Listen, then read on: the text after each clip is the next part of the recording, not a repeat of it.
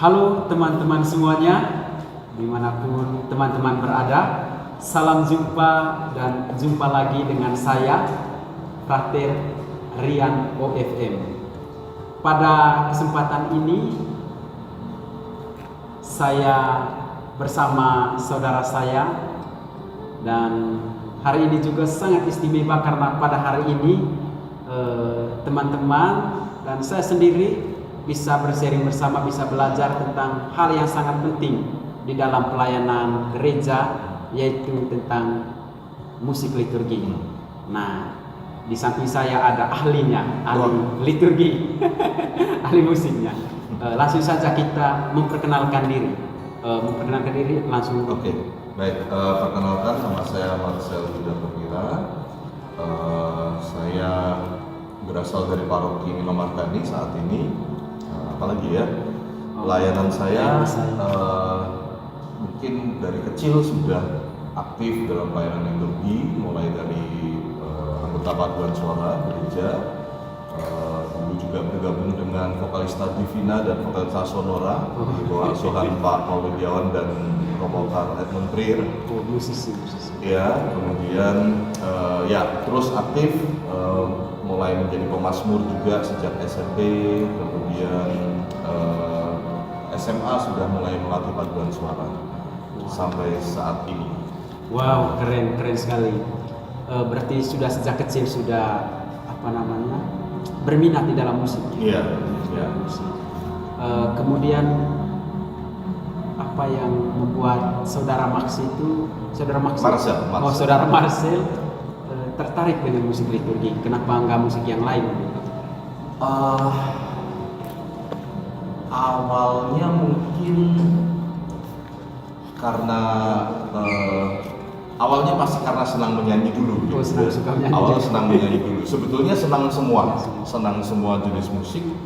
Tetapi memang untuk pelayanan di gereja itu sangat unik ya, karena kita tidak melayani ego kita sendiri, kita tidak melayani orang lain juga sebetulnya secara langsung, tapi kita bisa lebih dekat melayani Tuhan dan juga orang banyak. Tentu saja dengan umat gitu ya, dengan melayani umat kita melayani Tuhan. Jadi bagi saya sebuah perayaan Ekaristi misalnya, kalau itu hening sunyi sama sekali tidak ada musik liturgi, itu rasanya kayak ada sesuatu yang kurang gitu ya, kurang bisa masuk gitu rasanya ke dalam liturgi itu pengalaman saya seperti itu. Oke, keren sekali.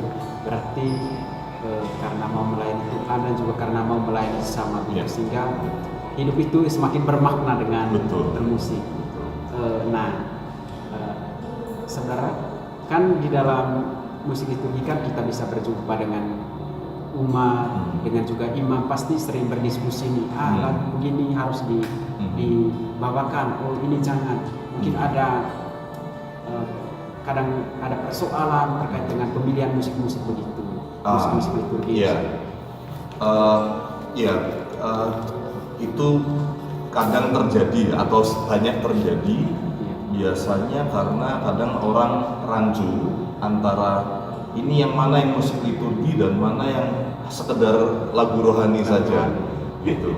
Kadang-kadang kalau kita belum cukup memahami apa itu musik liturgi, lalu kadang-kadang karena ada lagu-lagu rohani yang populer yang kita suka, lalu kita mau itu masukkan ke dalam musik untuk di dalam liturgi misa kita. Nah, dan itu yang memang kadang-kadang menjadi konflik karena kekurang mengertian, kurang pengetahuan apakah ini musik yang memang musik liturgi atau ini hanya sekedar lagu rohani gitu. Ya, nah itu memang perlu banyak belajar, banyak berkonsultasi tentu saja juga dengan imam ya, dengan romo gitu, karena kan mereka yang lebih mengerti seharusnya mengenai liturgi kita kan ya. Kadang-kadang umat yang melayani sebagai pelayan liturgi ini kadang-kadang ya ikut-ikutan aja gitu kan. Betul. Gitu. Oke, terima kasih. Ya. Berarti kita harus perlu komunikasi baik dengan romo atau dengan umat yang lain supaya lagu-lagu liturgi itu betul-betul bermakna sesuai dengan perayaan. Betul. Nah, yang nonton kita ini kan juga ada orang-orang muda dan juga para imam, biarawan-biarawati dan juga umat-umat yang lain. Kira-kira apa pesan dari saudara Marcel untuk orang-orang yang sering terlibat di dalam liturgi atau musik-musik liturgi begitu? Oke. Ya, nomor satu tentu saja semangat pelayanan itu yang penting, nomor satu ya. Jadi kita menyadari kalau kita mendapat kesempatan untuk melayani itu harus betul-betul dipersiapkan sebaik mungkin. Itu yang kadang-kadang saya suka sedih gitu ya, karena kalau itu job gitu ya, job manten segala macam gitu ya, itu dipersiapkan dengan luar biasa sih. Tapi waktu ini gilirannya kita melayani Tuhan dalam perayaan Ekaristi, yang mana Dia yang memberi kita segala-galanya, kita banyak ditemui, cukup latihan 2 kali, ini kan cuman untuk misa. Nah, itu yang kritik saya yang nomor satu, yang terbesar ya. Jadi seharusnya kita sebagai petugas liturgi justru itulah yang kita perlu latihan paling keras gitu. Persiapan yang paling maksimal gitu ya, karena kita layani Tuhan gitu. Nah, kemudian tentu saja dalam persiapan yang maksimal ini tadi kita harus memperhatikan betul liturgi apa yang kita sedang persiapkan gitu kan. Ya, jangan sampai kita salah memilih lagu dan juga sesuai dengan temanya. Betul ya. Jadi liturginya apa, temanya apa, itu kita harus tahu betul gitu ya. Pasti ada hubungannya dengan bacaan juga pada saat itu. Kemudian dengan kalender liturginya ya, itu sudah lengkap kan sebetulnya itu ya. Jadi jangan sampai kita memilih lagu itu keluar dari koridor liturgi yang kita persiapkan gitu. Karena itu masih sering terjadi. Ya, kemudian ya tentu saja tadi ya persiapkanlah setiap pelayanan dengan sebaik-baiknya. Ya, mulai dari persiapan, pemilihan lagu, kemudian tentu saja berlatihlah, karena kita sebagai pelayan liturgi itu kan kita tugasnya membantu supaya perayaan Ekaristi itu berjalan betul-betul dengan baik, supaya semua umat itu bisa betul-betul masuk dalam perayaan itu, betul-betul membantu umat untuk menghayati setiap bagian daripada perayaan Ekaristi dari awal sampai akhir. Jadi persiapkan sungguh-sungguh supaya bukannya kita membantu umat, tapi kita malah jadi mengganggu gitu. Itu kadang-kadang terjadi gitu ya. Harus diingat bahwa itu kesempatan melayani dan membantu umat, bukan kesempatan untuk cari panggung misalnya, ya, untuk memegahkan diri sendiri. Nah, itu sikap batinnya yang harus diperbaiki dulu ya. Oke, teman-teman, menarik sekali.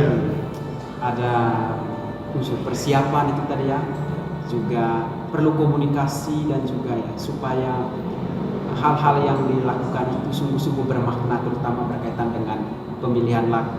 Ya. Menarik, kita juga belajar di sini ya, rendah hati supaya tidak mencari panggung ketika membawakan lagu-lagu liturgi, tetapi betul-betul suara hati begitu. Kemudian saya tadi kan pada bagian awal tadi saudara Marcel bilang dari kecil sudah terlibat di dalam musik, berbagai jenis musik dan juga musik liturgi. Nah, pasti sampai sekarang banyak pengalaman. Nah, saya dan juga pasti teman-teman ingin kepo nih, refleksi apa yang sampai sekarang itu didapat, yang saudara Marcel dapatkan selama berdinamika di dalam pelayanan, terutama menjalankan musik liturgi. Refleksi pribadi saya. Oke, jadi mungkin bagi saya musik liturgi itu membantu saya untuk lebih dekat sama Tuhan. Itu yang pasti. Ya, jadi kalau kita sungguh-sungguh menghayati setiap musik liturgi, setiap nyanyian liturgi yang kita nyanyikan pada saat kita mengikuti perayaan Ekaristi, entah kita sebagai umat atau kita sebagai pelayan liturgi, kalau kita sungguh-sungguh hayati lagu itu sungguh-sungguh menghantarkan kita kepada kedekatan yang lebih kepada Tuhan.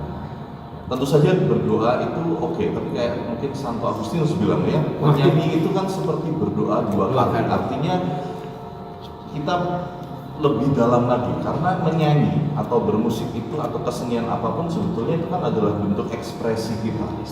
Ya. Nah, musik-musik liturgi, nyanyian liturgi ini adalah, maka dari itu kalau kita nyanyikan dengan sungguh-sungguh, itu kita betul-betul bisa mengekspresikan diri kita di hadapan Tuhan, kepada Tuhan dalam bentuk berbagai macam, tergantung liturginya, sebagai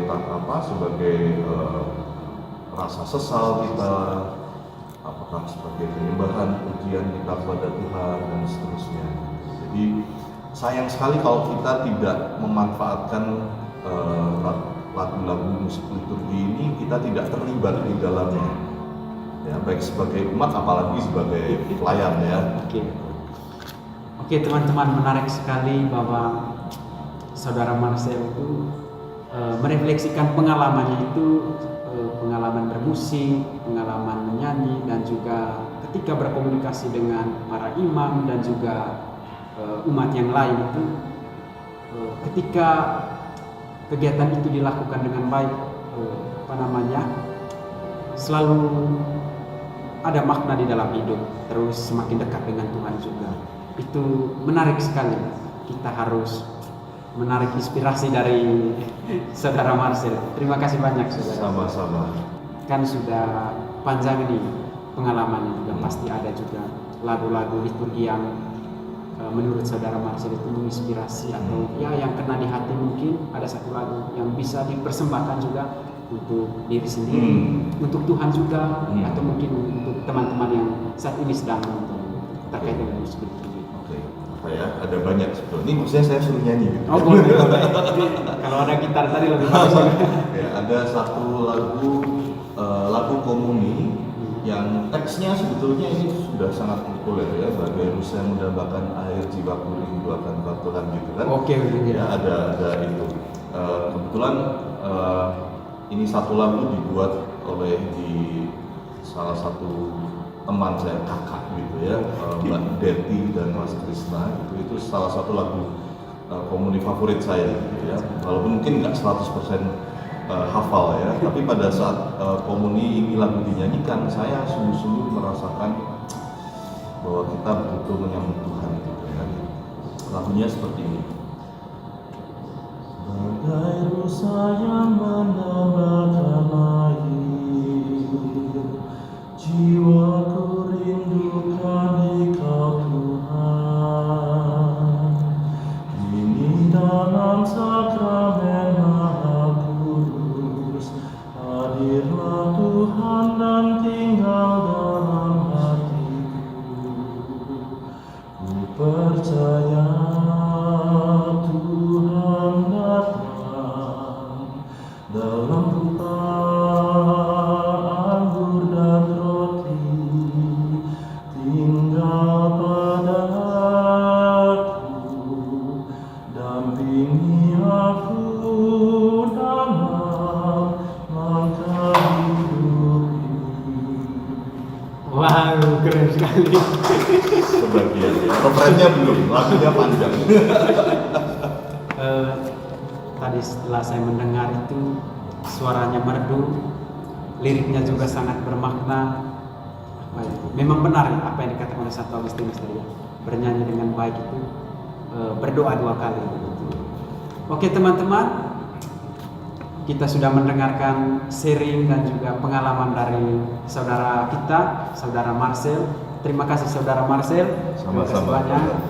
Saudara Marcel sudah memberikan inspirasi kepada kita tentang bagaimana musik liturgi itu perlu dipersiapkan dengan baik, perlu dihayati supaya kita bisa dekat dengan Tuhan dan juga dekat dengan sesama. Pada intinya adalah persembahkanlah dirimu dengan cara-cara yang sederhana, dan pada kesempatan ini Saudara Marcel sudah membuktikan itu. Terima kasih banyak sudah datang di podcast kami. Ya, terima kasih. Oke. Selamat siang.